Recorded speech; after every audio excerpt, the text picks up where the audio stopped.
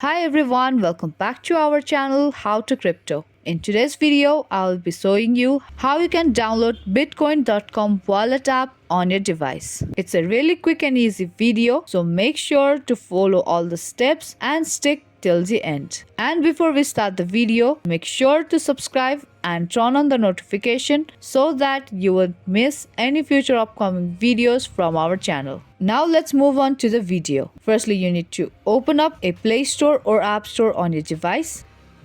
And there on the search bar, you have to search for bitcoin.com. As you do that, you will find Bitcoin app on your screen. Now to get this app on your device, you have to tap on install button. As soon as you tap on it, your app will start to download and install to your device.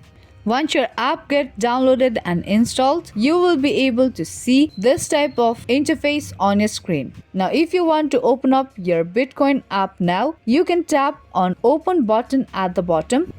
And if not, you will be able to find this app on your home screen.